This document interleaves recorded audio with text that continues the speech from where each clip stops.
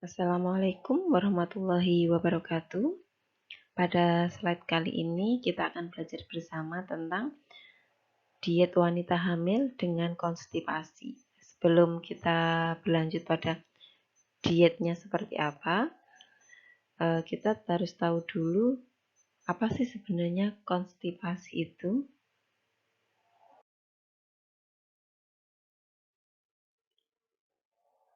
Konstipasi adalah kesulitan atau jarangnya defekasi yang disebabkan karena feses keras atau kering. Kita sebagai bidan nanti akan sering menemui kasus konstipasi ini pada wanita hamil. Nah, kenapa? Nanti kita akan bahas di belakang kenapa ibu hamil itu sering mengalami konstipasi.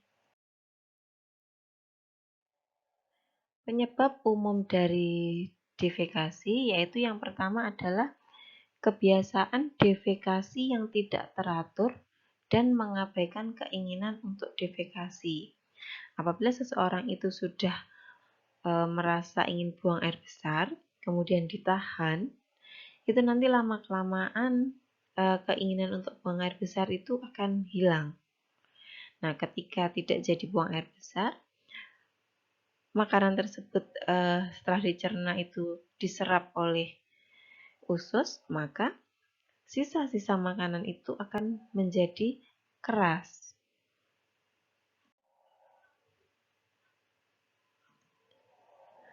Kemudian penyebab yang kedua yaitu karena konsumsi seratnya yang kurang. Yang berikutnya adalah asupan cairannya yang rendah sehingga dapat memperlambat dari peristaltik atau peristaltik usus ini kan fungsinya untuk mendorong makanan untuk keluar. Apabila cairan ini yang dikonsumsi kurang, maka gerakan ini juga akan melambat. Kemudian penyebab umum yang berikutnya adalah tirah baring yang panjang atau kurangnya olahraga yang teratur. Di sini contohnya pada pasien yang stroke, dia akan cenderung konstipasi karena gerakannya kurang.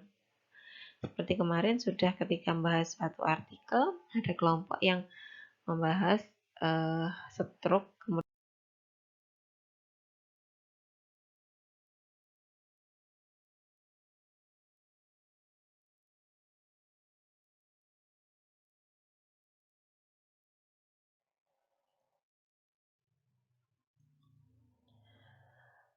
penyebab berikutnya yaitu terlalu seringnya menggunakan laksatif atau pencahar. Di sini dengan orang itu sering menggunakan pencahar, maka refleks untuk buang air besar secara normal itu akan hilang. Selain itu, ketika seseorang itu sering menggunakan pencahar, maka kolon bagian bawah itu sudah benar-benar kosong.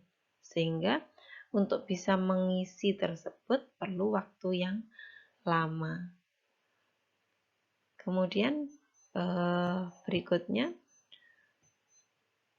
konstipasi itu disebabkan karena kelainan saluran pencernaan atau saluran GI tract. Seperti misalkan di sini contohkan ada obstruksi, kemudian ileus peristaltik dan divertikulitis. Kemudian dengan jenis obat-obat tertentu itu juga dapat menyebabkan seseorang itu menjadi konstipasi. Contohnya obat seperti opiat, antikolinergik, kemudian zat besi, diuretik, dan lain-lainnya itu menyebabkan selain peristaltiknya menurun, ada juga yang membuat fesesnya menjadi keras. Kemudian juga ada faktor lansia, di mana kalau lansia ini memang otot-ototnya yang membuat peristaltik itu sudah mulai berkurang fungsinya, sehingga untuk mendorong sisa makanan itu keluar itu sudah mulai lemah.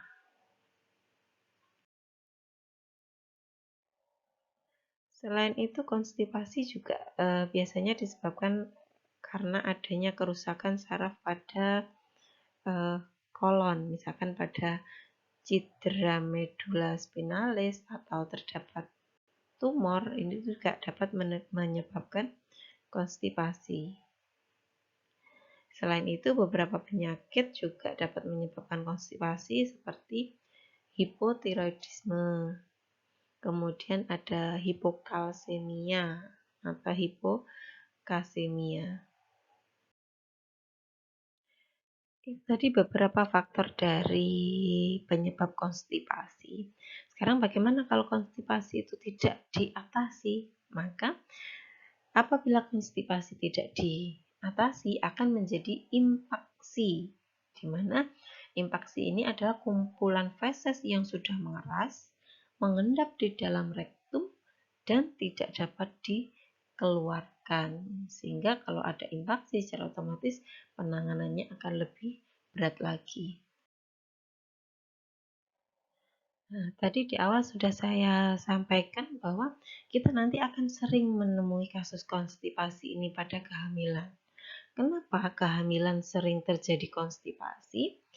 Yang pertama adalah seperti yang kita tahu bahwa pada kehamilan itu terjadi peningkatan kadar hormon progesteron, di mana dengan peningkatan kadar hormon progesteron, otot-otot atau tonus otot ini akan mengendor, sehingga peristaltik usus besar juga mulai menurun.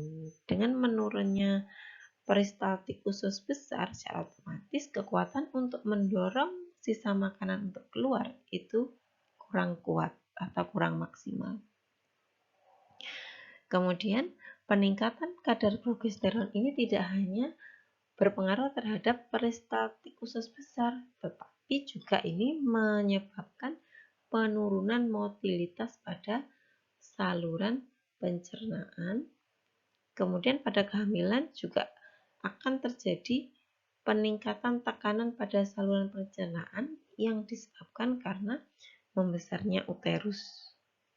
Dan juga biasanya kalau hamil besar itu mayoritas berat untuk beraktivitas fisik, sehingga aktivitas fisiknya itu berkurang. Seperti yang kita tahu tadi di depan sudah saya sampaikan bahwa orang-orang dengan aktivitas fisik yang kurang itu cenderung terjadi konstipasi.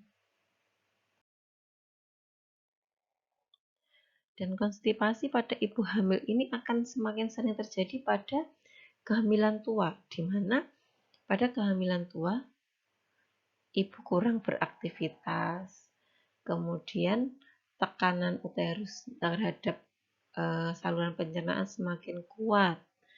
Ditambah lagi apabila konsumsi makanan yang mengandung seratnya juga kurang, ditambah dengan asupan cairan yang kurang, sehingga di sini akan mempertinggi kejadian konstipasi pada ibu hamil, terutama di trimester yang ketiga.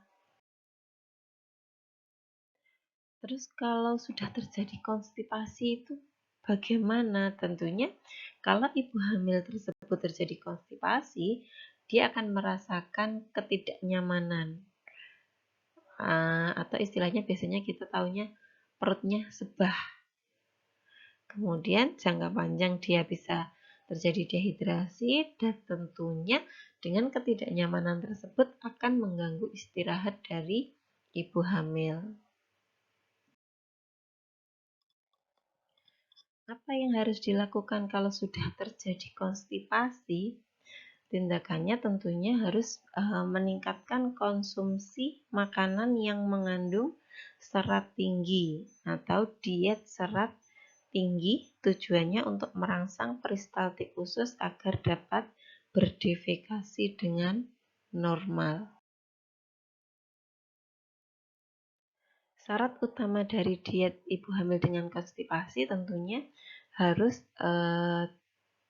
diet tinggi serat, di mana karena ini kondisi hamil, selain seratnya yang harus tinggi, tetap zat gizi yang lain kebutuhannya harus dipenuhi, baik dari kalori, protein, lemak, karbohidrat, vitamin, dan mineral sesuai dengan kebutuhannya.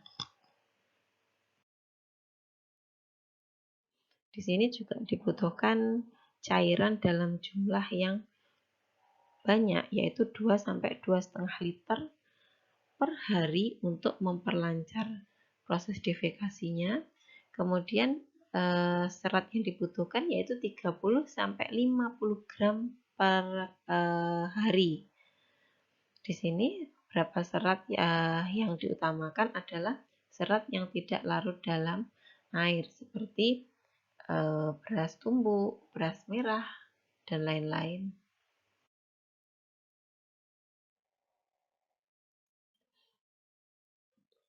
Nah, sekarang tugasnya adalah mencari contoh bahan makanan yang dianjurkan.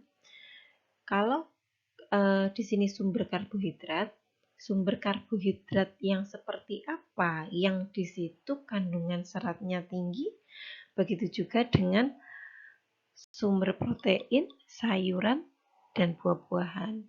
Di sini silahkan kalian mencari contoh sumber-sumber makanan yang tinggi akan serat.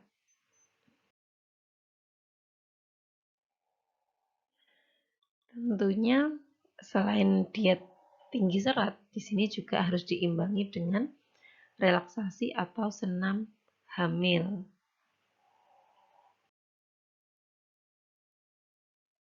Itu tadi materi berkaitan dengan diet ibu hamil dengan konstipasi. Semoga slide ini bermanfaat bagi kita semua. Baik, sampai di sini terima kasih. Tetap jaga kesehatan, stay at home. Wassalamualaikum warahmatullahi wabarakatuh.